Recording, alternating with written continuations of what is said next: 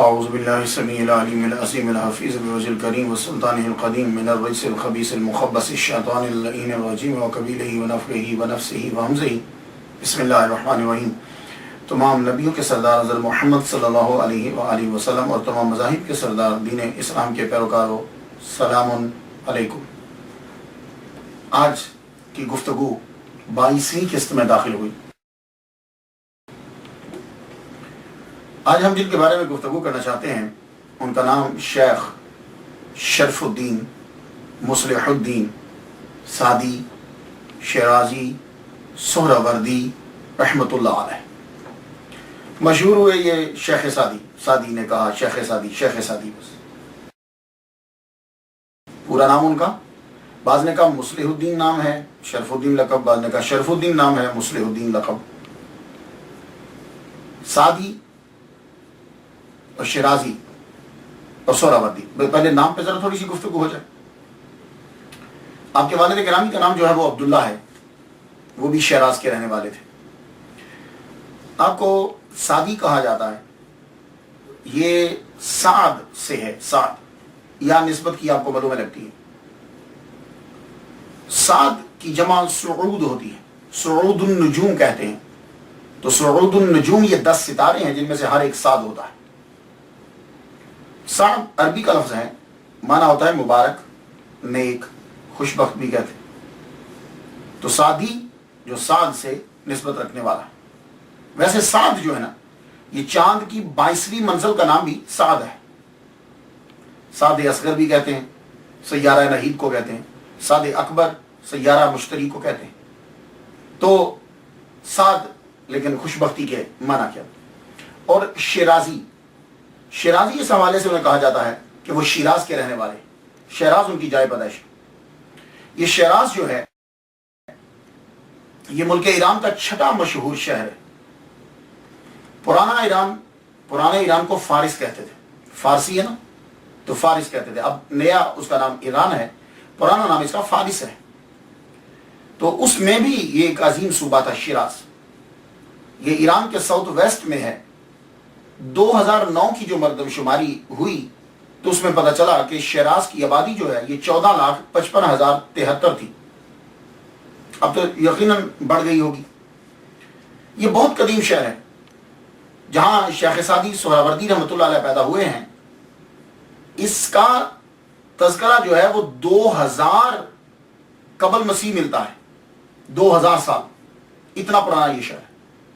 لیکن اس وقت اس کا نام جو ہے یہ شیراز نہیں تھا، تو سراجس پروننسیشن ہے۔ سراجس جو پرانا نام جو کھدائی میں ملتا ہے یا چیزوں کے اوپر ملتا ہے، سراجس ہے۔ تو یہ سراجس جو ہے آہستہ آہستہ شیراز بن گیا، تو بات سمجھ میں آتی ہے۔ یہ شیراز شیخ سعدی کا جو شہر ہے، جائے پیدائش جو ہے، یہ جگہ، یہ شہر باغات کی وجہ سے، شعراء کی وجہ سے، پھلوں کی وجہ سے، ادیبوں کی وجہ سے، ایون کہ شراب کی وجہ سے، شراب بھی کہتے ہیں کہ شیراز کی بہت مشہور ہے۔ اور سب سے قدیم ترین جو شراب ملی ہے جو 7000 سال پرانی ہے، جس شراب کا پتہ چلا ہے وہ بھی شیراز ہی سے دریافت ہوئی ہے۔ تو شیراز کو، اس علاقے کو یہ فخر حاصل ہے کہ یہ مدر لینڈ ہے، جائے پیدائش ہے حافظ شیرازی کی اور شیخ سعدی شیرازی سہروردی رحمۃ اللہ علیہ کی۔ تو میں نے ان کی گفتگو جو ہے وہ شروع کی ہے اس لیے کہ میں سہروردی سلسلے کی گفتگو کر رہا تھا، تو بہت کم لوگ یہ جانتے ہیں کہ شیخ سعدی جو ہیں ایک بہترین زبردست تصوف کے ماہر اور صوفی ہیں، اور سہروردی سلسلے کے اندر انہوں نے بیعت کی ہے۔ لیکن آپ کو معلوم ہے کہ جو آدمی لکھنے لگ جائے یا بولنے لگ جائے، ہم اس کی نہ تو کرامات کی طرف دھیان دیتے ہیں نہ اس کو کوئی اتنا مرتبہ دیتے ہیں۔ ہاں، جو آدمی یہ چیزیں ساری چھوڑ کر جنگل میں بیٹھ جاتا ہے، ہم لوگوں کا زیادہ تر دھیان جو ہے اس کی طرف ہو جاتا ہے۔ شیخ سعدی رحمۃ اللہ علیہ نے زیادہ تر زندگی کے اندر لکھنا اور تقاریر اس کے اندر لگایا، تو ہم ایسے لوگوں کو مولوی سمجھتے ہیں، لے کر نہیں۔ میرے نزدیک شیخ سعدی رحمۃ اللہ علیہ سہروردیہ سلسلے کو آگے بڑھانے والے اور شیخ شہاب الدین عمر سہروردی رحمۃ اللہ علیہ کی عوارف المعارف کو شاعری میں ڈھال کر اور اس کے رنگ میں ڈبو کر کلام لکھ کر دنیا کو دینے والے یہ عظیم سہروردی سلسلے کے سپوت ہیں۔ ولادت آپ کی 1184 عیسوی میں ہے اور وصال آپ کا 1283 عیسوی میں ہے۔ کل عمر آپ کی 99 سال بنتی ہے۔ کئیوں نے کہا یہ کہ آپ 108 سال جیے، کئیوں نے کہا کہ آپ 120 سال جیے، لیکن کم از کم جو ہے 99 سال کے قریب تو آپ کی عمر جو ہے وہ بنتی ہے۔ کچھ لوگوں نے یہاں تک کہا کہ 30 سال جو ہے وہ آپ نے پڑھا ہے، 30 سال آپ نے سیاحت کی ہے، 30 سال پھر آپ نے لکھا ہے۔ اس طریقے سے بھی انہوں نے لائف کو تقسیم کیا، لیکن کم از کم 99 کے جو ہے نا وہ شواہد جو ہیں وہ زیادہ ملتے ہیں۔ تو شیخ سعدی رحمۃ اللہ علیہ کے بارے میں ہر آدمی جاننا چاہے گا یہ کیا تھے۔ تو شیخ سعدی کے والد گرامی خود ایک صوفی ہیں، عبادت گزار، راتوں کو جاگنے والے۔ تو جب گھر کا سربراہ جاگ رہا ہو تو بچوں پر بھی اثر ہوتا ہے۔ تو شیخ سعدی ٹین ایج بھی زیادہ کہہ رہا ہوں، شاید 10 سے بھی، شاید کیا یقیناً 10 سال سے بھی چھوٹی عمر ہے آپ کی، 10 سال سے بھی چھوٹی عمر ہے، لیکن ابا کے ساتھ رات کو جاگتے ہیں، عبادت کرتے ہیں۔ ایک دفعہ کیا ہوا کہ ابا کسی خانقاہ میں لے گئے، کیا یہ شیخ سعدی کو ساتھ لے گئے کیونکہ خود تو صوفی تھے۔ تو وہاں کیا ہوا، آپ عبادت کرتے رہے، وہ دوسرے جو درویش تھے وہ سو گئے، وہ رات بھر ان کے ساتھ جاگے نہیں ہیں۔ اور جب تہجد کا وقت آیا تو شیخ سعدی شرازی سہروردی رحمۃ اللہ علیہ نے اپنے ابا کے ساتھ نماز تہجد ادا کی، اور جب آپ مڑ کے دیکھا کہ وہ خانقاہ کے درویش جو ہے وہ سوئے پڑے ہیں، تو شیخ سعدی رحمۃ اللہ علیہ تب بچے ہیں، ابھی بالغ بھی نہیں ہوئے، تو منہ سے جملہ نکل گیا، بتقاضا بشریت نکل گیا۔ کہنے لگے یار یہ درویش سوئے پڑے ہیں، حالانکہ بات غلط نہیں ہے، دیکھیے درویش سوئے پڑے ہیں، کم از کم تہجد کے ٹائم اٹھ کر کچھ رکعت تہجد کی ہی ادا کر لیں۔ لیکن دیکھیے وہی باپ نے پکڑا، آپ کے والد گرامی نے وہی پکڑ لیا۔ کہنے لگے بیٹے کاش کہ تو بھی ساری رات ان درویشوں کے ساتھ سویا رہتا، عبادت نہ کرتا، یہ جملہ نہ بولتا تو، یہ جملہ نہ بولتا تو وہ تیرا سویا رہنا بہتر تھا۔ یہ تو نے جو جملہ بولا ہے یہ تم نے بہت غلط کیا۔ یعنی بچپن میں ہی شیخ سعدی رحمۃ اللہ علیہ کی پکڑ ہو گئی، اور تصوف، یہ تصوف ہے، یہ ہے تصوف کی بیس۔ تو اس لیے میں شیخ سعدی رحمۃ اللہ علیہ کو بہت بڑا صوفی اور بہت بڑا ولی کامل مانتا ہوں، سہروردی سلسلے کے بہت بڑے ولی کامل ہیں۔ تو یہ آپ کی ابتدا ہے، اور اب لیکن آپ کو معلوم ہے کہ اللہ تعالیٰ کے آگے کس کا زور چلتا ہے۔ پروردگار عالم نے ان کے والد گرامی کو جلدی سے واپس بلا لیا، اور ابھی شیخ سعدی شرازی سہروردی رحمۃ اللہ علیہ کی عمر ٹوٹل 12 سال ہے، 12 سال عمر ہے کہ والد گرامی دنیا سے تشریف لے گئے۔ تو شیراز کے اس چھوٹے سے قصبے کے اندر پرانا شیراز کتنا بڑا ہوگا؟ تو اس شیراز کے اندر آپ کے چچا کی چھوٹی سی دکان تھی، کریانے کی، گروسری کی دکان ہوتی ہے نا جہاں جو محلے کے بس خرچے کو پورا کر دے، وہ چھوٹی سی دکان تھی۔ اب چچا نے اس فیملی کو پالنا شروع کر دیا، جتنے خرچے کی ضرورت ہوتی ہے یہ دیتے تھے۔ تو ایک دن شیخ سعدی شرازی سہروردی رحمۃ اللہ علیہ کہنے لگے چچا تیری مہربانی، تو نے پڑھایا مجھے، شیراز کے اندر جتنا علم تھا میں نے حاصل کر لیا، چچا میں بغداد جا کے پڑھنا چاہتا ہوں، میں وہاں کے بڑے مدرسے میں یونیورسٹی میں داخلہ لینا چاہتا ہوں۔ وہ لوگ بھی بڑے عظیم ہوتے تھے، کہا ٹھیک ہے بھتیجے تم جاؤ۔ کچھ لوگوں کے پتے کچھ بات تھی، وہ ساتھ دے دیے کہ جاؤ یہ لوگ تمہارے کام آئیں گے، مدد کریں گے۔ تو خواجہ شیخ سعدی شرازی سہروردی رحمۃ اللہ علیہ شیراز سے چلے مدرسہ نظامیہ میں داخلہ لینے کے لیے۔ بغداد میں تب ٹاپ کا جو مدرسہ تھا، بڑی یونیورسٹی جو تھی، وہ مدرسہ نظامیہ تھا۔ مدرسہ نظامیہ کے اندر شیراز سے جو لڑکا جاتا تھا اس کا خاص خیال رکھا جاتا تھا۔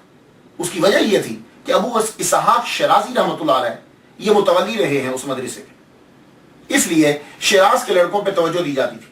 کوئی کامل ہوتا تھا تو اس کو اسکالرشپ بھی دی جاتی تھی۔ یہ فائدہ مل گیا شیخ سعدی رحمۃ اللہ علیہ کو کہ یہ شیراز سے گئے تھے، اور دوسرا جب انہوں نے امتحان دیا تو اتنی قابلیت اور جو صلاحیت ان کے اندر پرنسپل صاحب کو معلوم ہوئی، تو مدرسہ نظامیہ کی انتظامیہ نے ان کے لیے اسکالرشپ مقرر کر دیا۔ تو مدرسہ نظامیہ سے اتنے بریلینٹ اسٹوڈنٹ تھے شیخ سعدی شرازی سہروردی رحمۃ اللہ علیہ کہ بچپن ہی سے اسکالرشپ، جو ہی مدرسے میں داخل ہوئے آپ کو اسکالرشپ ملنا شروع ہو گئی۔ اس دور میں پرنسپل جانتے ہیں آپ کون تھے؟ جب شیخ سعدی رحمۃ اللہ علیہ پڑھنے کے لیے گئے تھے مدرسہ نظامیہ میں، اس دور میں جو پرنسپل تھے ان کا نام ہے علامہ عبد الرحمن ابن جوزی، شیخ عبد الرحمن ابن جوزی رحمۃ اللہ علیہ۔ یہ جوزی سمجھتے ہیں آپ؟ یہ اصل میں ایک ریزن بتا رہا ہوں، بہت سی وجوہات ہوتی ہیں، میرا کیونکہ یہ ٹاپک نہیں ہے. جوز کہتے ہیں یہ اس کو، اخروٹ کو. تو جہاں ان کے آباء و اجداد رہتے تھے نا، ان کے گھر میں اخروٹ کا درخت تھا. تو وہ جو اخروٹ کا جو درخت تھا وہ انہی کے گھر میں تھا، بس پورے محلے میں کسی اور کے گھر میں تھا ہی نہیں. تو جوزی مشہور ہو گیا. ایک ریزن بتا رہا ہوں. تو وہ جوزی اس طرح مشہور ہوا. علامہ عبد الرحمن ابن جوزی رحمۃ اللہ علیہ ٹاپ کے مقرر، بہترین محدث اپنے دور کے. حالانکہ وہ دور بڑا زبردست دور ہے. علامہ ابن جوزی رحمۃ اللہ نے عبد القادر جیلانی رحمۃ اللہ علیہ کا بھی دور پایا. ان کی مجلس میں بیٹھ کے ان کی تقریر کو سنا. اور حضرت شہاب الدین سہروردی رحمۃ اللہ علیہ تو حیات ہیں ابھی، آپ کی اپنی خانقاہ ہے، آپ تبلیغ کر رہے ہیں. تو اس دور کے اندر عبد الرحمن ابن جوزی رحمۃ اللہ علیہ کا یہ عالم ہے کہ لوگ دور دراز سے آپ کے لیے، آپ کی تقریر کو سننے کے لیے آتے. اعلان ہو جاتا آج تقریر کریں گے عصر کے وقت علامہ عبد الرحمن جوزی، پرنسپل مدرسہ نظامیہ. تو آپ جانتے ہو کہ لوگ جو ہیں چاش کے وقت سے گھر سے نکلنا شروع ہو جاتا کہ عبد الرحمن جوزی ابن جوزی رحمۃ اللہ علیہ کی تقریر سننے کے لیے جائیں گے. اور جب لوگ وہاں پہنچتے تو جگہ کم پڑ جاتی. تو ارد گرد میں کیا ہوتا کہ ارد گرد کے جو لوگ ہیں وہاں ان کے جو وہ جگہ ہوتی وہ کرائے پہ لیتے، رینٹ پہ لیتے تھے کہ وہ کہتا میں یہاں بیٹھنے نہیں دوں گا. لیکن لوگوں نے عبد الرحمن ابن جوزی رحمۃ اللہ علیہ کے لیکچر کو سننا ہوتا قریب سے. تو 2 قرات یا 3 قرات، جیسے آپ کہتے نہیں امریکہ میں پینی بول دیتے ہیں، پیسے بول دیتے ہیں، یعنی یہ درہم سے چھوٹا، درہم سے بھی آگے چھوٹا، دینار درہم نیچے.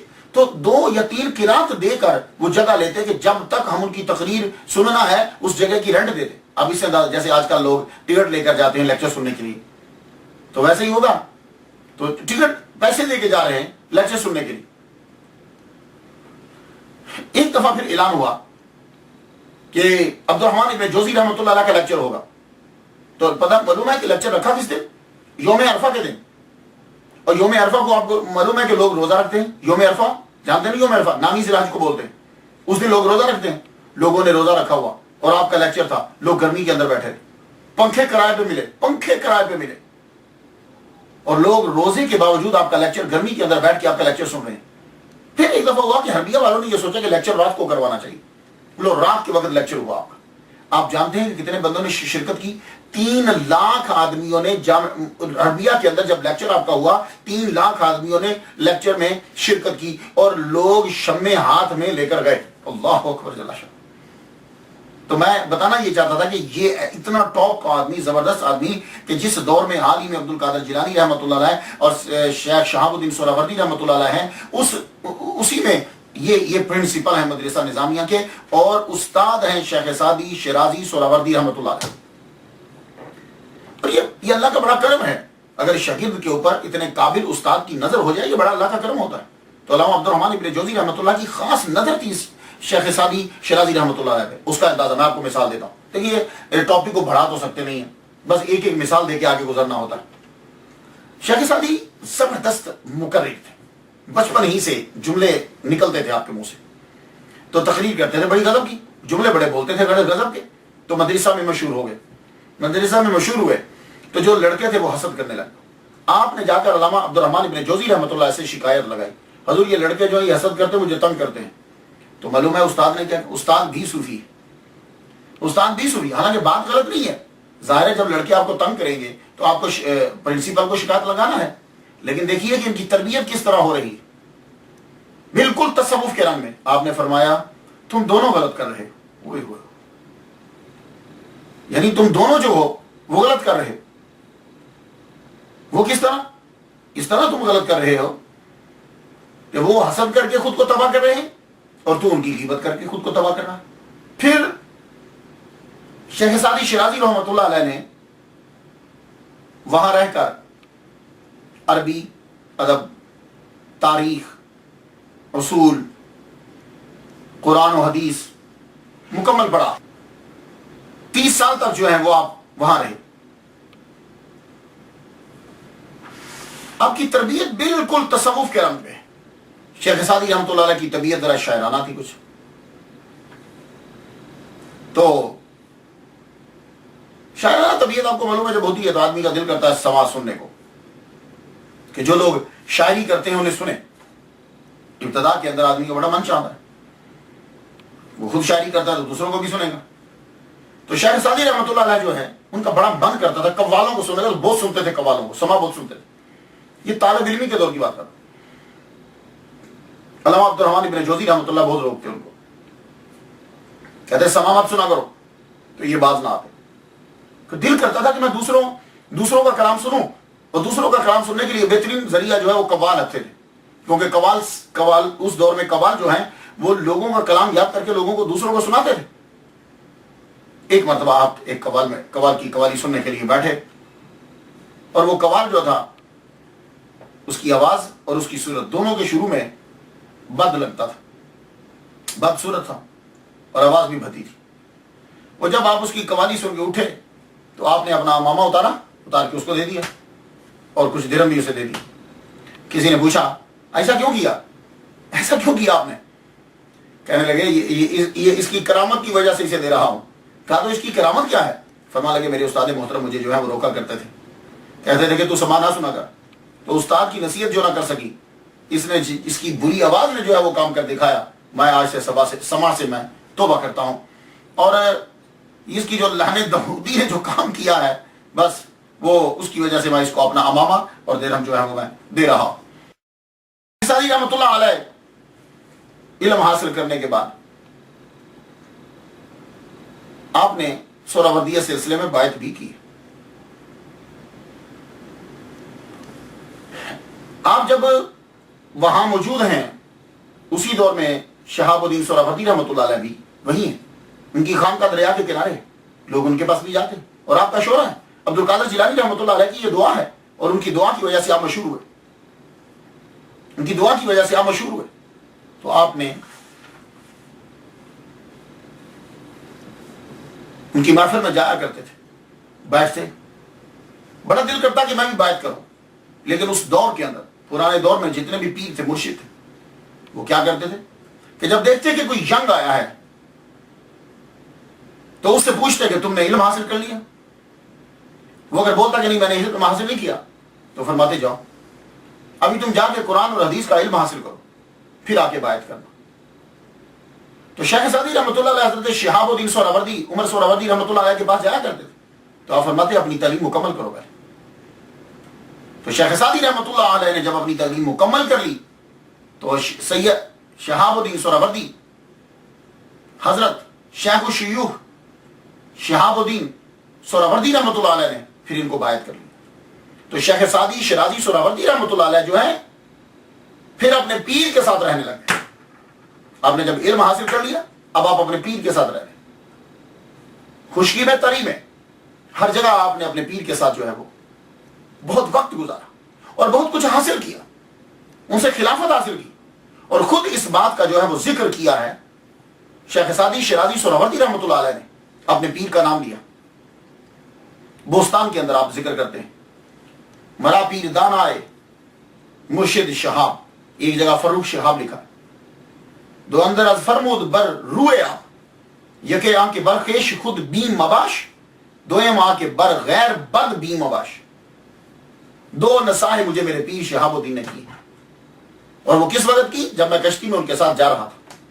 انہوں نے دو نصائح کی. پہلی تو یہ نصیحت کی کہ کبھی خود بی نہ بنو، خود بی نہ بنو، اپنی اچھائیوں کے اوپر نظر نہیں رکھو اور نہ ہی اپنی اچھائیاں بیان کرو. اور دوسری یہ تھی کہ بد بی نہ بنو، لوگوں کی برائیاں بیان نہ کرو. تو اس سے معلوم ہوا کہ شیخ سعدی شرازی رحمۃ اللہ علیہ سہروردی ہیں. سیاحت کے لیے نکلے، 30 سال کے قریب آپ نے سیاحت جو ہے وہ کر ڈالی. رشیا تک گئے، چائنا تک پھرے، ہندوستان تک، پاکستان کے علاقے ملتان، یہاں تک. یہ سارے علاقے جو ہیں وہ تقریباً آپ پھر کے گئے. 30 سال آپ کو لگ گئے. شام میں، عراق میں، بیت المقدس میں، دمشق، بہت سے علاقوں کے اندر آپ نے جو ہے وہ سفر کی. اور اس سفر کے دوران آپ قید بھی ہوئے. اور سب سے پہلے آپ نے اپنی سیاحت کا آغاز مکہ مدینہ سے کیا. جب آپ پڑھ لیا، آپ نے بیعت خلافت لے لی، اس کے بعد آپ نے سفر کا آغاز جو کیا وہ حج سے کیا. سب سے پہلے مکہ گئے، پھر مدینہ گئے، پھر چل شیخ سعد الدین پھر 30 سال تک پھر رکے نہیں ہیں، پھر سفر پہ سفر، سفر پہ سفر، اور کبھی آپ کو پناہ گزینوں کے کیمپ میں رہنا پڑتا،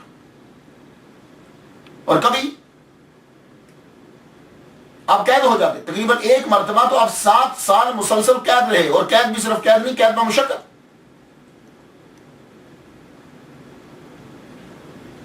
قید و مشقت کی زندگی گزاری، اور وہاں آپ سے خندق کھودنے کا کام جو ہے وہ لیا جاتا۔ دوران سیاحت آپ کی ملاقات جو ہے وہ ہر قسم کے بندوں سے ہوئی، آپ کی ملاقات چوروں سے بھی ہوئی، آپ کی ملاقات علماء سے بھی ہوئی، آپ کی ملاقات صوفیاء سے بھی رہتی، آپ کی ملاقات تاجروں سے بھی رہتی، آپ کی ملاقات جو ہے وہ کسانوں سے ہوتی، آپ کی ملاقات ہر قسم کے بندوں سے ہوتی، اور ہر ایک کی آپ سنتے غور سے۔ اور پھر ایک بات اور بتا دو کہ دوران سیاحت صرف اتنا ہی نہیں ہے کہ آپ لوگوں سے ملتے رہتے تھے، نہیں، بڑی بڑی محفلوں کو آپ نے اٹینڈ کیا، بڑے بڑے جلسے ہوتے تھے، ان جلسوں میں جا کے شیخ سعدی رحمۃ اللہ علیہ بیٹھتے، اور جو مسئلہ تمام مولویوں سے حل نہیں ہوتا تھا شیخ سعدی رحمۃ اللہ کھڑے ہو کے حل کرتے۔ وہ لوگ حیران رہ جاتے کہ پھٹے ہوئے کپڑے ہیں، یہ غریب سا آدمی یہ اتنی بڑی علمی گفتگو کیسے کر رہا، لیکن انہیں معلوم نہیں ہوتا کہ اس کے اوپر نظر ہے، یہ فیض کہاں سے لے کر آئے ہیں۔ تو شیخ سعدی رحمۃ اللہ علیہ اور پھر کئی جگہ رک بھی جاتے، رک کے، لیکن رک کے یہ بات یاد رکھیں، رک کر وہاں تبلیغ کرتے، دولت کے چکر میں نہیں رہے آپ، نہ اس کی طرف تو دھیان ہی نہیں دیا۔ تبلیغ کرنی ہے تو فری کرنا ہے، کسی مسجد میں جمعہ پڑھایا، کسی جگہ تبلیغ کر دی، کئیوں کو بچوں کو پڑھا دیا، کسی کو کچھ سمجھا دیا، یہ آپ کی سیاحت کے دوران چلتا رہتا تھا۔ سیاحت سے مراد ہرگز یہ مت لیجیے گا جیسے آج کل اگر کوئی کہ جی میں سیر پہ جا رہا ہوں تو اس کا مطلب کیا ہوتا ہے، ہم صرف جا کر کسی چیز کو دیکھیں گے، کوئی بہت مشہور جگہ ہے ہم وہاں جا کر سیر کریں گے، لیکن شیخ سعدی رحمۃ اللہ علیہ کی سیاحت کا مطلب یہ ہرگز نہیں ہے۔ آپ کی سیاحت کا مطلب سبق کو سیکھنا ہے اور سبق سکھانا ہے۔ تو آپ نے 30 سال کے اندر جگہ جگہ جا کے تقاریریں کی، یہ بات یاد رکھیے۔ اور دمشق کے اندر آپ جب تقریر فرماتے تھے آپ کی تقریروں کا اتنا شہرا ہوا کہ لوگ آپ کو خطیب اعظم کہتے تھے۔ لیکن یہاں رک کر میں ایک بات عرض کرنا چاہوں گا، شیخ سعدی رحمۃ اللہ علیہ میں اور مارکو پولو میں اور ابن بطوطہ میں ایک قدر مشترک ہے، وہ کیا ہے؟ وہ ہے سیاحت، پھرنا۔ مارکو پولو کے بارے میں پڑھا آپ نے، پاکستان کے اندر اس کی سمری یاد کیا کرتے تھے، یاد نہیں ہوتی تھی۔ مارکو پولو، ابن بطوطہ اور شیخ سعدی رحمۃ اللہ علیہ، یہ لوگوں نے جب تجزیہ کیا تو یہ کہنے لگے جی مارکو پولو جو ہے وہ بڑا، ابن بطوطہ بڑا، شیخ سعدی نہیں۔ میرے نزدیک مارکو پولو سے اور ابن بطوطہ دونوں سے شیخ سعدی رحمۃ اللہ علیہ عظیم ہے۔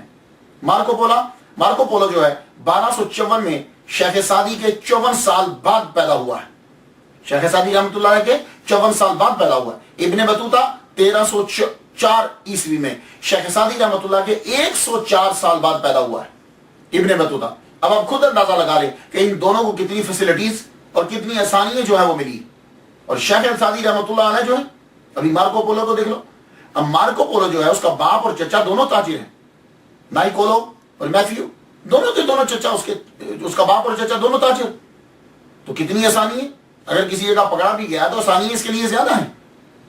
اور پھر تجارت کرنے کے لیے جا رہا ہے، مال بیچ رہا ہے، مال لے رہا ہے، اجازت نامے حاصل کر رہا ہے، بادشاہوں کے پاس رک رہا ہے، حکمرانوں کے پاس رک رہا ہے، کیا مشکل ہے، اور رستے میں لکھتا بھی جا رہا ہے تو کوئی بڑی بات نہیں ہے۔ اسی طرح ابن بطوطہ کا اصلی نام ابو عبداللہ محمد بن عبداللہ اللواتی، لام کے اوپر شد ہے، اللواتی اور تنجی بن بطوطہ، ابن بطوطہ کے نام، بطوطہ کے بیٹے، ٹھیک ہے۔ یہ مراکو کے رہنے والے تھے اور مذہب ان کا مالکی تھا۔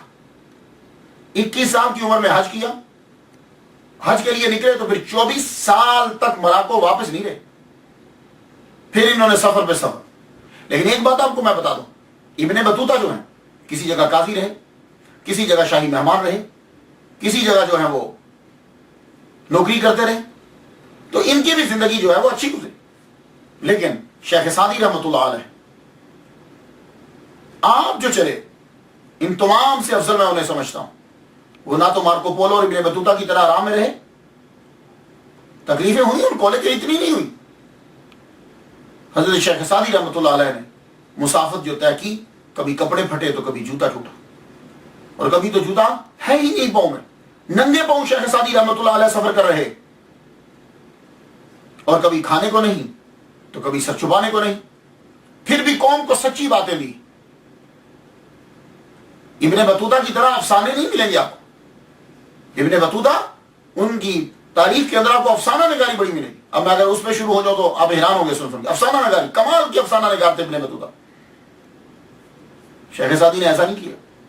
شیخ سعدی کا کلام آج بھی پڑھ لیجئے.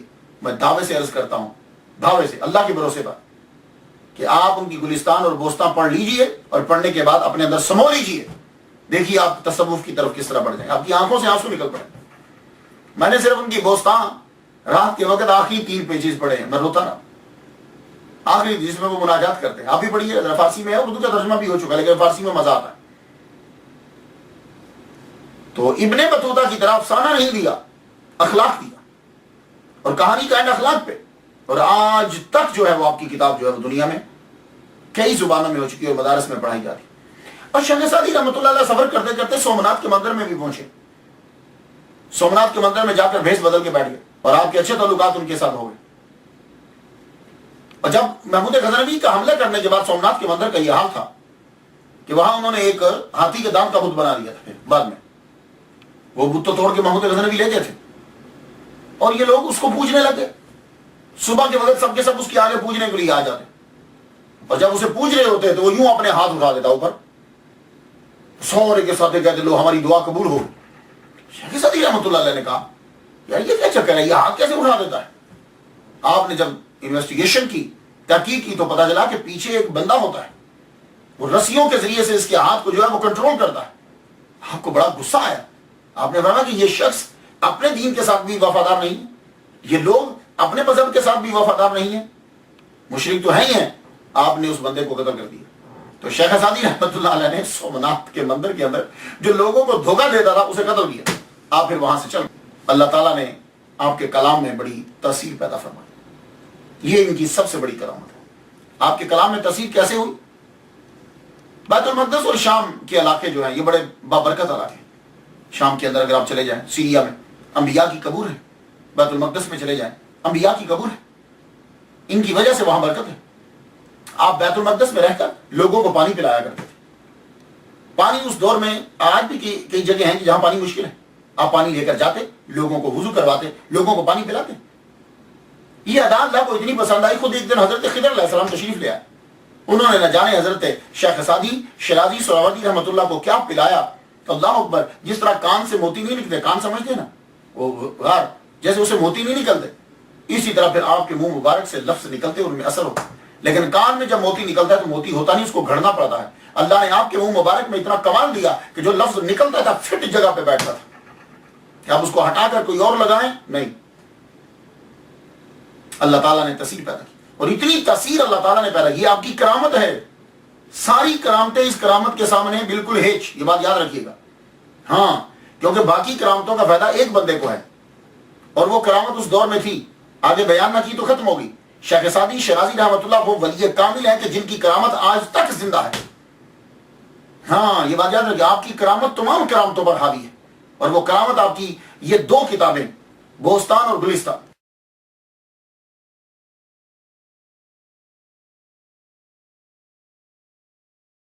یہ کرامت آپ کی. بہت سے لوگوں نے کوشش کی کہ ان کتابوں جیسی ہم بھی کتابیں لکھیں. میں آپ کو مثال دیتا ہوں، ویسے تو بہت سی. ایک مثال امیر خسرو. امیر خسرو کا نام سنا؟ خواجہ نظام الدین اولیاء رحمۃ اللہ علیہ کے بڑے چہتے ہیں امیر خسرو. امیر خسرو نے ایک دن دیکھا کہ خواجہ نظام الدین اولیاء رحمۃ اللہ علیہ گلستان پڑھ رہے ہیں. شیخ سعدی رحمۃ اللہ کی گلستان پڑھ رہے ہیں. اللہ اکبر جل شانہ. میں یہ کرامتیں ڈھونڈتا ہوں. لوگ تو یہ ڈھونڈتے ہیں نا کہ وہ پانی پہ چل رہے تھے، غیب کی باتیں بتا رہے تھے، بکری کو دودھ دیا کہ نہیں. نہ، میں یہ ڈھونڈتا ہوں یہ والی. اور اصل کرامت یہ ہوتی ہے کہ شیخ سعدی شیرازی رحمۃ اللہ علیہ سہروردی رحمۃ اللہ کی کتاب، ایک چشتیوں کا بادشاہ جو ہے وہ پڑھ رہا، کتاب پڑھ رہے ہیں. تو امیر خسرو کہنے لگے حضور میں یہ سوچ رہا ہوں کہ میں بھی اس طرح کتاب ایک لکھ دوں، اس طرح کی، اور اس کا نام رکھوں بہارستان. ہم مسکرا پڑے. کہنے لگے ٹھیک ہے لکھو. تو امیر خسرو نے وہ کتاب جو ہے وہ پھر لکھنا شروع کی گلستان کی طرز پر. بہارستان کتاب لکھ کے شیخ کے سامنے لا کے رکھ دی. کہا حضور میں نے یہ کتاب لکھ دی. آپ نے کتاب کو پڑھا، امیر خسرو کی کتاب کو پڑھا جو شیخ سعدی کی کتاب کے برابر لکھی تھی. پڑھا، فرمانے لگے ہاں فصاحت و بلاغت کا بہت استعمال کیا ہے. امیر خسرو تو نے فصاحت و بلاغت کا بہت استعمال کیا ہے. لیکن ایک بات تو میں بتا دوں، یہ شیخ سعدی شیرازی رحمۃ اللہ علیہ کی گلستان وہ باغ ہے کہ جس کی سیر محمد مصطفیٰ صلی اللہ علیہ وسلم بھی فرماتے ہیں. اللہ اکبر. یہ ہے کرامت, یہ کرامت ہے کہ نظام الدین اولیاء فرما رہے ہیں کہ گلستان وہ باغ ہے کہ جس کی سیر محمد مصطفیٰ صلی اللہ علیہ وسلم بھی فرماتے ہیں. کیا مطلب؟ یعنی اس کو وہ بھی پڑھتے ہیں. پیر کا یہ فرمانا تھا کہ رات کو امیر خسرو رحمۃ اللہ علیہ نے خواب دیکھا. خواب میں کیا دیکھتے ہیں کہ محمد مصطفیٰ صلی اللہ علیہ وسلم یوں تخت پر جلوہ فرما اور شیخ سعدی بالکل سامنے کھڑے ہیں ان کے, اور ساتھ میں ہاتھ باندھ کر حضرت نظام الدین اولیاء جلوہ فرما کھڑے ہیں. تو محمد مصطفیٰ صلی اللہ علیہ وسلم کسی کتاب کا مطالعہ فرما رہے ہیں. امیر خسرو نے آگے بڑھ کر دیکھا تو وہ شیخ سعدی کی کتاب گلستان تھی. اللہ اکبر. یہ ہے کرامت. اس طرح کی کرامتیں ڈھونڈا کریں. یہ کرامت ہے. محمد مصطفیٰ صلی اللہ علیہ وآلہ وسلم ان کی کتاب کو پڑھ رہے. شیخ سعدی کا عقیدہ کیا تھا؟ ہم اکثر چیزیں یہ بھی نظر کرتے ہیں کہ ان کا عقیدہ کیا تھا شیخ سعدی کا. تو یہ بات یاد رکھیے, شیخ سعدی صحیح العقیدہ تھے, سنی تھے. سب سے پہلے تو وہ صوفی تھے کیونکہ وہ شیخ الشیوخ شہاب الدین عمر سہروردی رحمۃ اللہ کے مرید اور خلیفہ. پہلی بات تو یہ یاد رکھیے گا. دوسری یہ کہ صحیح العقیدہ سنی تھے. آپ نے اگر ان کا عقیدہ پڑھنا ہو تو کریمہ, گلستان, بوستان, یہ کم از کم ترین. ویسے تو انہوں نے بہت سی کتابیں لکھی. دیوان لکھا اپنے غزلیات, اس میں 3 جلدوں پہ. تاریخ عباسیہ ہے, تاریخ بغداد 8 جلدوں میں کہتے ہیں. تصوف میں چند مسائل لکھے ہیں. قصائد عربی اور فارسی زبان میں قصیدے لکھے ہیں. جزائر افریقہ 4 جلدیں ہیں اس کی. کہتے ہیں کہ یہ بھی ان کی کتابیں ہیں. لیکن سب سے زیادہ شہرت جو ملی وہ شیخ سعدی سہروردی رحمۃ اللہ علیہ کی کتاب, یہ گلستان اور بوستان, دونوں کتابوں کو اللہ تعالیٰ نے عطا فرمایا. یہ دونوں کتابیں کرامات کا مجموعہ ہیں. وہ لوگ کہ جن کو آپ خواجہ کہتے ہیں, قطب کہتے ہیں, شیخ کہتے ہیں, آپ غوث کہتے ہیں, وہ سب ان کی کتابوں کو پڑھتے رہے. صرف ان 2 کرامتوں کو لاکھوں لوگوں نے پڑھایا, کروڑوں لوگوں نے پڑھا, لاکھوں لوگوں نے اس کو چھاپا. ان 2 کرامتوں کو, گلستان اور بوستان. گلستان نثر میں ہے, بوستان نظم میں ہے, وہ شاعری میں ہے. اب تو نیٹ کے اوپر بھی مل جاتی. جتنا یہ 2 کتابوں کو, یہ جو فارسی کی 2 کتابیں ہیں, جتنا اس کو پڑھا گیا ہے فارسی کی کسی اور کتاب کو اتنا نہیں پڑھا گیا. اور جتنا ان کو چھاپا گیا ہے شاعری کسی اور کتاب کو, فارسی کی اور کسی کتاب کو جو ہے وہ چھاپا گیا. یہ اس سہروردی ولی کامل کی کرامت ہے. اور ایک کرامت اور بتا دوں آپ کو, یہ دونوں کتابوں کو جب آپ پڑھ لیں تو شیخ سعدی رحمۃ اللہ علیہ نے موضوع کس کو بنایا؟ اخلاق اور نصیحتوں کو. اس میں آپ اخلاق بیان کرتے ہیں اور نصائح, نصیحتیں کرتے ہیں. اور سب سے بور یہ ٹاپک ہے. آپ اگر اپنے بچے کو جا کے دیکھ لیجئے, آپ اس کو کچھ اور سناتے رہیں, ایکٹیو رہے گا. جب آپ اس کو نصیحت کرنے لگ جائیں تو بور ہونے لگ جائے گا, آپ کی بات کی طرف بہت کم توجہ دے گا. تو اخلاقیات اور نصائح یہ انتہائی ایسا بھاری ہے کہ آدمی توجہ سے نہیں سنتا. لیکن یہ کرامت ہے شیخ سہروردی, شیخ سعدی شیرازی سہروردی رحمۃ اللہ علیہ کی کرامت ہے کہ ٹاپک آپ نے وہ بنایا کہ جس کو لوگ توجہ سے سنتے نہیں ہیں, لیکن کتابوں کے اندر وہ اللہ تعالیٰ نے اثر بھر دیا کہ دونوں کتابیں پڑھتے ہوئے آدمی بور نہیں ہوتا, آدمی کی کشش بڑھتی چلی جاتی. یہ ہے کرامت. تو اصل کرامت جن کا وہ کرنا شبد دکھانا نہیں ہے. اصل کرامت شیخ سعدی کی یہ ہے. اس لیے مولانا سعید انصاری نے یہ کہا تھا, انہوں نے یہ کہا, در شعر سہ کس پیمبرند ہر چند کے لا نبی آبادی, اب یا تو قصیدہ و غزل را فردوسی و انوری وسادی. وہ کہتے ہیں کہ اگرچہ حضور کے بعد نبی نہیں ہے, لیکن شعر کے اندر یہ 3 جو ہیں یہ پیمبر ہیں.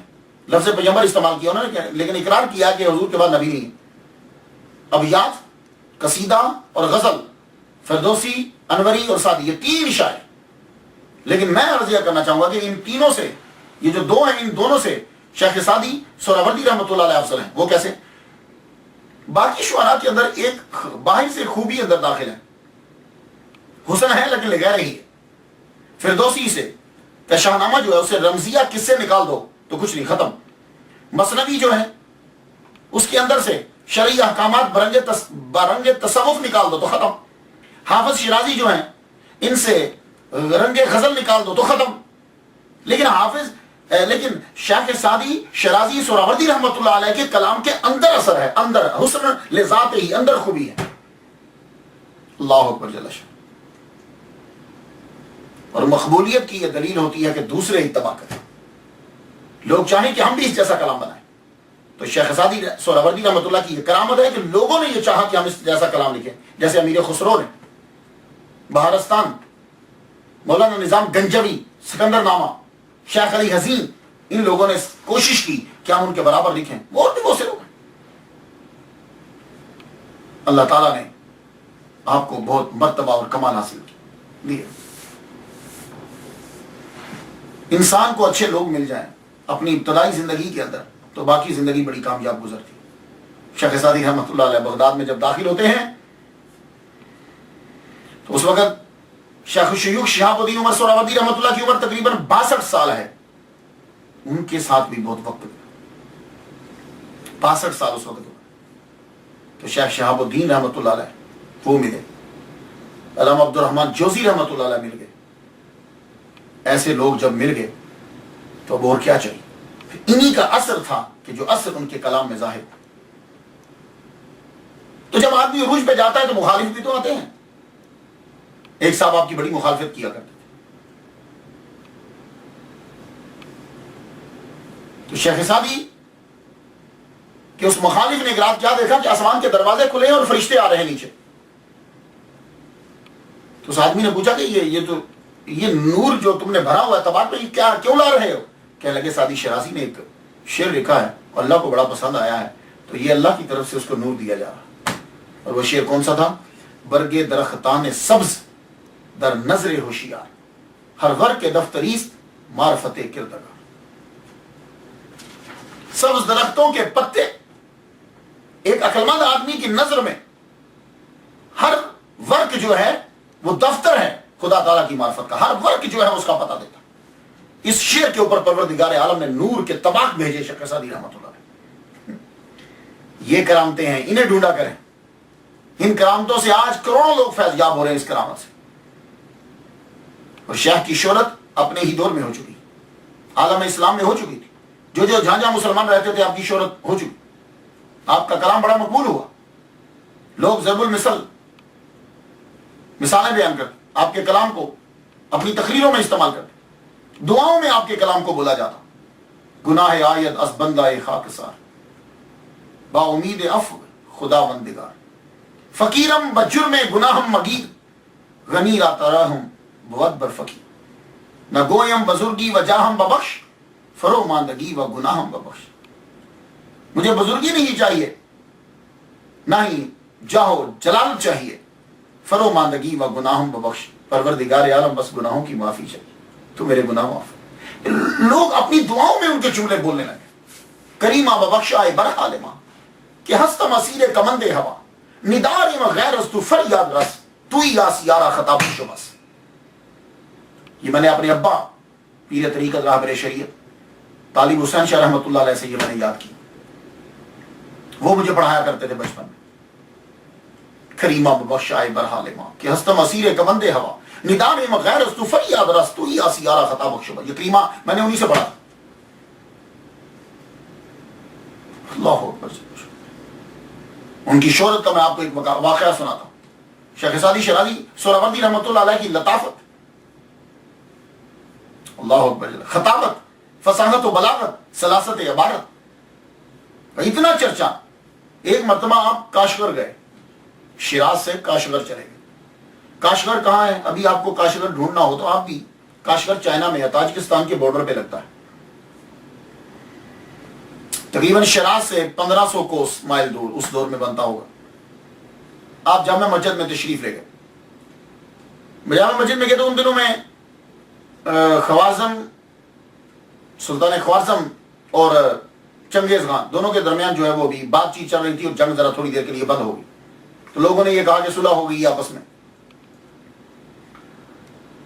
تو جو ہی شیخ سعدی رحمۃ اللہ علیہ مسجد میں داخل ہوئے تو ایک لڑکا جو ہے وہ فاعل و مفعول کی باس کو پڑھ رہا تھا. تو وہ پڑھ رہا تھا ضرب زید عمرا. یہ زید اور عمر یہ لفظ جو ہے نا، علم النحو علم الصرف جب آپ پڑھیں گے تو یہ اکثر مثالوں میں یہی نام استعمال ہوتے ہیں. ضرب زید عمرا، ضرب فعل، زید فاعل، عمرا مفعول. یعنی مطلب یہ ہے کہ زید نے عمر کو مارا. آپ بڑے لطیف تھے. اس کے کہیں کہنے لگے یار، وہ نہیں پہچانتا تھا، کہنے لگے بچے خوارزم، سلطان خوارزم میں اور چنگیز میں صلح ہوگی، لڑائی بند ہوگی، یہ زید نے ابھی تک لڑائی بند نہیں کی. لڑکا بڑا محظوظ ہوا، کہنے لگا بابا یہاں کے لگتے نہیں ہو، کہاں سے آئے ہو؟ کہا شیراز سے آیا ہوں. لڑکا ایک دم کھڑا کہنے لگا شیراز سے آئے ہیں تو شیخ سعدی کے کوئی کلام سنائے نا. تو آپ نے برجستہ عربی کا کلام سنا دیا شعر بنا کے. کہنے لگا نہیں عربی نہیں، فارسی سنائیے، شیخ سعدی کی اپنی زبان فارسی سنائیے. آپ نے کلام سنایا تو کہنے لگا یہ تو میں نے نہیں سنا ہوا، میں تو ان کا سارا کلام جانتا ہوں. تو سنا ہوا کیسے ہوتا؟ شیخ سعدی نے اسی وقت برجستہ بنا کے تو سنایا تھا، نیا کلام تھا بالکل. کہنے لگا واہ بڑا اچھا آپ نے کلام سنایا ہے. شیخ سعدی رحمۃ اللہ نے نماز پڑھی، نماز پڑھنے کے بعد آپ تشریف لے گئے. گفتگو ہو رہی تھی کہ شیخ سعدی کاشغر میں تشریف لائے تھے اور چلے گئے. لڑکا پوچھتا کب آئے تھے؟ اور جب تحقیق کی تو معلوم ہوا کہ جو اس سے باتیں کر رہے تھے وہی شیخ سعدی ہے. لیکن کیا ہوا کہ دن سے وقت رات سے آگے دن ہو چکا. اب وہ بہت دوڑا لیکن شیخ سعدی کو وہ پا نہ سکا. لیکن مثال یہ اس لیے واقعہ سنا ہے کہ آپ کو معلوم ہو جائے کہ شیخ سعدی رحمۃ اللہ علیہ اپنی ظاہری حیات کے اندر ہی عالم اسلام میں مشہور ہو چکے تھے. رشیا تک، چائنا تک، ہندوستان تک، ملتان پاکستان تک مشہور ہو چکے. بلکہ ملتان کے حاکم نے تو کئی دفعہ بندے بھیجے کہ حضور میرے پاس آ جائیے، جتنی دولت چاہیں گے، جتنا علاقہ چاہیں گے، میں خانقاہ بنا کے دوں گا، اس کے نظر گاؤں کر دوں گا. آپ نے فرمایا نہیں، میں بوڑھا ہو چکا ہوں، اب میں اتنا سفر نہیں کر سکتا، تیرا شکریہ. شیخ سعدی رحمۃ اللہ نے شادی کی کہ نہیں کی؟ شادی زبردستی کی، خوشی سے شادی نہیں کی ہم نے. وہ کیسے کہ اکثر آپ کا طریقہ کار یہ ہوتا تھا کہ کبھی کبھی آپ شہر کو چھوڑ کر جنگل میں چلے جاتے تھے، وہاں جا کے چلا کاٹتے تھے. صوفیہ کرام کا جو طریقہ میڈیٹیشن، مراقبہ، بیٹھے رہنا، لوگوں سے ہٹ جانا. آپ دمشق میں جب تھے حلب تو آپ لوگوں سے ہٹ کر جنگل میں چلا کاٹ رہے. عیسائیوں کی آرمی گزری، انہوں نے سمجھا یہ جاسوس ہے، انہوں نے پکڑ کے اندر کر دیا. لیکن پتہ چل جاتا ہے کہ آدمی جاسوس نہیں ہے. آپ اپنی عبادت میں لکھنے میں لگے رہتے. تو انہوں نے کیا کیا کہ چھوٹی سی چھوٹ دے دی. عام فوجی جہاں کام کرتے تھے وہاں شیخ سعدی کو لگا دیا. خندق کھود رہے ہیں، ایک دن قریب سے حلب کا رئیس گزرا، ایک بڑا امیر آدمی. اس نے دیکھا، کہنے لگا میں اس بندے کو کہیں دیکھا ہوا ہے. تو شیخ سعدی رحمۃ اللہ بڑی بڑی محفلوں میں تقریر کیا کرتے تھے اور مسائل کو حل کیا کرتے تھے. تو اس رئیس نے کہیں دیکھا تھا. وہ قریب گیا، کہنے لگا آپ یہاں کہاں؟ کہنے لگے بس یہاں انہوں نے قید کر لیا، سمجھتے ہیں کہ میں فوج کا آدمی ہوں. جا کر بات کی فوجیوں سے، بتایا کہ یہ تو بزرگ آدمی ہیں، یہ تو تقریر کرتے ہیں، یہ تو رائٹر ہیں، ادیب ہیں، تمہیں کیوں پکڑ لیا ان کو؟ 10 دینار دے کر شیخ سعدی رحمۃ اللہ کو وہاں سے آزاد کروایا. گھر لائے، گھر لا کے اپنی بیٹی کی شادی زبردستی کر دی، 100 دینار مہر مقرر کیا. اور جب بیوی کو یہ معلوم ہوتا ہے نا کہ میرا خامد جو ہے وہ میرے خاندان سے چھوٹا ہے، میرا خامد جو ہے اس کے اوپر میرے خاندان کے احسانات ہیں، تو پھر وہ بعض اوقات بدتمیزی پر بھی اتر آتی. یہی وجہ ہے کہ عظیم لوگ جو ہوتے ہیں وہ کبھی اپنی بیٹی کو یہ باور نہیں کرواتے. وہ ہمیشہ یہی کہتے ہیں کہ یہ تجھے اس کی عزت کرنا ہے، اور ہم لوگ بھی ان کی عزت کرتے ہیں. لیکن یہی فطرت کار فرما ہوئی. شیخ سعدی رحمۃ اللہ کی بیوی ایک دن پوچھتی، تم جانتے ہو تمہارا کیا مقام ہے؟ میرے ابا نے تمہیں آزاد کروایا، ورنہ تم وہیں قید رہتے. تو میرے ابا نے پیسے دے کے تمہیں آزاد کروایا. شیخ سعدی رحمۃ اللہ کی پھر لطافت کی حص جو ہے وہ بڑھ گئی. فرمانے لگے ہاں صحیح کہتی ہو، 10 دینار کے عوض آزاد کروایا اور 100 دینار کے عوض آپ کے ہاتھ فروخت کر دیا. تو میں نے بڑی تحقیق کی، لیکن کو خبر واحد ٹائپ کی چیز ملی ہے کہ آپ کا ایک بیٹا بھی تھا، لیکن وہ بچپن میں ہی فوت ہو گئے. اور اس کے فوت ہونے کے بعد آپ کو ایک بڑا دھچکا لگا. آپ کے عقائد جب ہم جاننا چاہتے ہیں، کیونکہ آدمی کے عقائد کا پتہ نہ چلے تو تابعداری اور پیچھے چلنا بڑا مشکل ہو جاتا. ویسے تو آپ اوسطان اور گلستان پڑھ لیجئے، کریمہ پڑھ لیجئے، لیکن پھر بھی بات کو واضح کرنے کے لیے، ریمائنڈنگ کے لیے میں آپ کو بتا دیتا ہوں. صحیح العقیدہ سنی. 2 بندوں کے بارے میں بڑا حیران ہوتا ہوں. ایک شیخ سعدی شیرازی رحمۃ اللہ علیہ کا، اور ایک لال شہباز قلندر. آپ جانتے ہو لال شہباز قلندر رحمۃ اللہ کا اصل نام کیا ہے؟ سید عثمان مروندی رحمۃ اللہ علیہ. عثمان، اور قبضہ کن کا؟ اہل تشیع کا، جو حضرت عثمان کو نہیں مانتے. اسی طرح شیخ سعدی شیرازی سہروردی رحمۃ اللہ علیہ، آپ چاروں صحابہ کو ماننے والے، صوفی، سہروردی، مرید، اور قبضہ کس کا؟ ایران، اہل تشیع.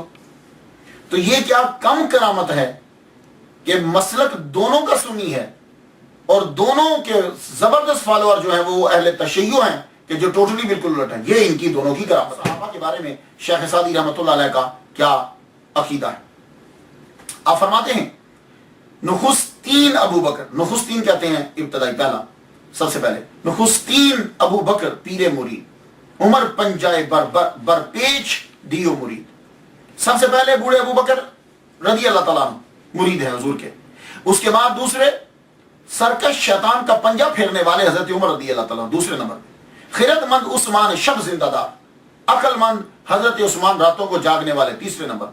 چہارم علی شاہ دلدل سوار، چوتھے مولا علی شیر خدا ہیں کہ جو دلدل پہ سواری کرتے ہیں بادشاہ. دیکھ لیا آپ نے چاروں کی جو افضلیت ہے وہ واضح کر دی آپ نے. تو چاروں صحابہ کو ماننے والے صحیح العقیدہ سنی. لیکن اس کا مطلب یہ نہیں ہے کہ وہ صحابہ کو مانتے ہیں تو اہل بیت کے منکر ہیں. اہل بیت کے بارے میں شیخ سعدی شرازی سہروردی رحمۃ اللہ نے جو کہہ دیا وہ کمال ہو گیا. ہر ایک کی دعا کا یہ جزو ہے، حصہ ہے. خدایا بحق بنی فاطمہ کہ بر قول ایمان کنم خاتمہ، اگر دعوتم رد کنی بر قبول منو دست و دامان آل رسول. یہ تو دعا کا حصہ بن گیا. اے اللہ تعالیٰ میرے خدا بی بی فاطمہ کی اولاد کے صدقے میری دعا کو قبول کر لے. اور دوسرا بڑا غضب ہے، دعا تو قبول کرے یا رد کرے. اب میں یہ نہیں سوچتا کیوں. منو دست، من میں نے میں، دست میں نے ہاتھ، میں ہوں میرا ہاتھ و دامان آل رسول، اور آل رسول کا دامن، بس یہ کافی ہے. میں ہوں اور میرا ہاتھ، منو دست میں ہوں اور میرا ہاتھ و آل رسول و دامن آل رسول و دامان آل رسول منو دست و دامان آل رسول. سنت کی اہمیت کو واضح کرتے ہو. اکثر جو صوفی بنتے ہیں بڑے بڑے، اور اگر تھوڑا سا علم بھی آ جائے تو نبی کی سنت سے اعراض کرنے لگ جاتے ہیں. شیخ سعدی شرازی سہروردی رحمۃ اللہ علیہ وقت کا ولی ہے، کتب ہے. آپ جیسی کرامت میں نے کم ہی لوگوں کی کرامتیں دیکھی. اور نبی کی سنت کے بارے میں کیا کہا؟ خلاف پیمبر کثیر آگزی کہ ہرگز بمنزل نہ خواہد رسی. جو بھی آدمی محمد مصطفیٰ صلی اللہ علیہ وآلہ وسلم کے خلاف چلے گا وہ کبھی بھی منزل پہ نہیں پہنچے گا. اس سے بڑھ کر اور سنت کی اتباع کے بارے میں کیا جملہ ہو سکتا ہے؟ امام رسول پیشوائے سبیل، امین خدا محبت جبریل. حضور صلی اللہ علیہ وسلم رسولوں کے امام ہیں اور پیشوائے سبیل ہیں، یعنی رستے کے ہادی ہیں. امین خدا، خدا کی امانت کو دینے والے ہیں. محبت جبریل، جبریل ان کے اوپر آتے. عقیدہ واضح ہو گیا. حضور صلی اللہ علیہ وآلہ وسلم کی خاص توجہ تھی شیخ سعدی شرازی سہروردی رحمۃ اللہ. اور یہ تو ہم چاہتے ہیں. کیوں یہ کام کر رہے ہیں؟ صرف اس لیے کہ سرکار کی توجہ ہم پر ہو جائے. شیخ سعدی کا جملہ، کچھ لوگوں کے جملے ایسے ہوتے ہیں کہ اللہ اکبر جل. آپ کا ایک کمال کا جملہ ہے بلغ العلا بکمالہ. یہ جو ربائی ہے بلغ العلا بکمالہ کشف الدجا بجمالہ حسنت جمیع خصالہ. کیا پرفیکٹ جملے ہیں خدا کا. تھوڑے لفظ بہت معنی، بڑا معنی، بہت مفاہیم اور معانی، بیچ تحاشا. یہ کمال ہوتا ہے اور اللہ کی عطا ہوتی ہے. لیکن کبھی کبھی ایسا ہوتا ہے کہ شاعر جب کلام لکھ رہا ہوتا ہے تو ایک دم سے ابرد بند ہو جاتی. وہ اس کے لیے بہت تکلیف دہ صورتحال ہوتی ہے، بہت تکلیف دہ. شیخ سعدی شرازی سہروردی رحمۃ اللہ نے جب یہ لکھا بلغ العلا بکمالہ کشف الدجا بجمالہ حسنت جمیع خصالہ، چوتھا ہوگا تو پورا ہوگا نا. سوچتے رہے کیا لکھوں کہ پورا ہو جائے، کیا لکھوں کہ پورا ہو جائے. محمد مصطفیٰ صلی اللہ علیہ وآلہ وسلم نے خود فرمایا سعدی کیوں نہیں لکھتا صلو علیہ وآلہ. پرفیکٹ دیکھیے، صلو علیہ. یہ ہے میرے نبی کی توجہ شیخ سعدی. اس کو کرامت کہتے ہیں. یہ کرامتیں چاہیے آج کے دور میں. ہمیں اخلاق چاہیے، کیسے لائف گزارنی ہے یہ چاہیے. وہ آسان طریقے سے ہمارے ذہن کے اندر بیٹھ جائے، اس کی ضرورت ہے. اور یہ ہمارے اولیاء کرام کے پاس ہے. ہمیں اخلاقیات میں نقشے کو دیکھنے کی ضرورت نہیں ہے، گوٹا کو دیکھنے کی ضرورت نہیں ہے، ہمیں انگریزوں کو دیکھنے کی ضرورت نہیں ہے. ہم کوئی یتیم نہیں ہے. ہمارے پاس اولیاء کرام نے سب کچھ ہمیں دے دیا ہوا ہے. اس لیے ہم نے یہ سلسلہ شروع کیا. آپ بھی میرے ساتھ ملیے، یہ آگے تک پہنچائیے. ہم سارا ڈیٹیل سے تو نہیں بیان کر سکتے، لیکن اگلے کو بتا تو سکتے ہیں کہ تم اپنی سوچ کے دائرے کو ادھر لے کر آؤ، ادھر توجہ کرو. اب جو زندہ ہوتا ہے دنیا سے اس نے جانا بھی ہوتا ہے. 7 زنگی کے بعد اس کا بیٹا حاکم شیراز، حاکم بنا شیراز کا. تو نقشہ بدل گیا. عدل، انصاف، خوشحالی، باغات، مساجد، مدرسے. اللہ اکبر، لوگ خوش ہو گئے. شیخ سعدی رحمۃ اللہ علیہ پھرتے پھرتے بوڑھے ہو چکے، دل میں اپنے وطن کو جانے کی آرزو ہوئی، میں اپنے وطن کو جاؤں۔ لوگوں کو معلوم ہو گیا شیخ سعدی آ رہے ہیں، شہر کو سجایا گیا، شہر کو سجایا گیا۔ آپ شام، عراق، اصفہان سے ہوتے ہوئے 60 سے بھی اوپر آپ کی عمر ہو چکی، ہوتے ہوئے آپ شیراز پہنچے، پورا شہر امڑ آیا کہ شیخ سعدی آ گئے۔ استقبال اس طرح ہوا کہ جیسے کسی بادشاہ کا استقبال ہوتا،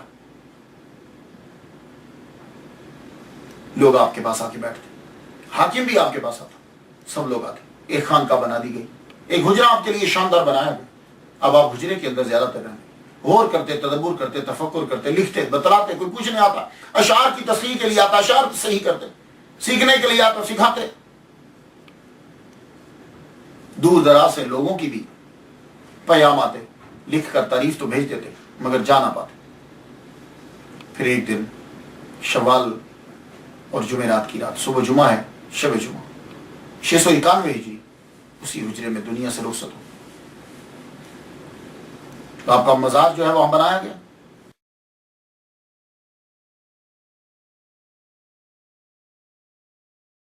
اس مقام کا نام اب سعدیہ ہے۔ اہل شیراز ہفتہ میں ضرور ایک بار جا کے فاتحہ پڑھتے۔ ایران کی گورنمنٹ تھی تو ایک عظیم عمارت اور قبر بن گئی۔ آج آپ دیکھیں جا کے شیراز میں شیخ سعدی، آپ حیران ہو جائیں گے، یقین جانیے آپ حیران ہو جائیں گے۔ شیخ سعدی کی قبر دیکھ کر اور وہ پورا کمپلیکس دیکھ کر آپ حیران ہو جائیں گے۔ یہ ایران کی گورنمنٹ تھی کہ جس نے اس کی پروٹیکشن کر، اور اگر آج یہ کسی اسلامی ملک اور کسی ملک میں ہوتا، پاکستان میں یا کسی اور جگہ ہوتے، تو یا تو یہ قبر اڑا دی گئی ہوتی، تو یا پھر علامہ جلال الدین سیوطی رحمۃ اللہ علیہ کی طرح کسی ایک کونے میں ہوتی، کوئی بندہ جاتا ہی نہ دیکھتا۔ ایران کی گورنمنٹ نے ان کی قبر کو جو ہے وہ سنبھال کے رکھا کہ دنیا دیکھتی ہے اور انہیں یاد آتا۔ اور آپ سب کے لیے ایک گزارش، اگر آپ چاہتے ہو لوگ آپ کی گفتگو دھیان سے سنیں، گلستان اور بوستان انگلش میں بھی ملتی ہے، اردو میں بھی ملتی ہے، فارسی میں بھی ہے، اب تو نیٹ کے اوپر ہے۔ روز کی 2-3 لائنیں ضرور پڑھیں، پھر دیکھیے گا آپ جب بولو گے تو لوگ اشش کر اٹھیں گے اور آپ کی زندگی چینج ہونے لگ جائے۔ میں تو فاتحہ پڑھ چکا، آپ بھی ان کے لیے فاتحہ پڑھ دیجیے، اور اپنے بچوں کو دوسری سٹوریز کی بک کی نہیں، گلستان اور بوستان لا کے دیجیے اور انہیں خود پڑھ کر سنائیے، پھر دیکھیے کہ لائف کیسے چینج ہوتی ہے۔ اجازت دیجیے، وآخر دعوانا الحمدللہ رب العالمین۔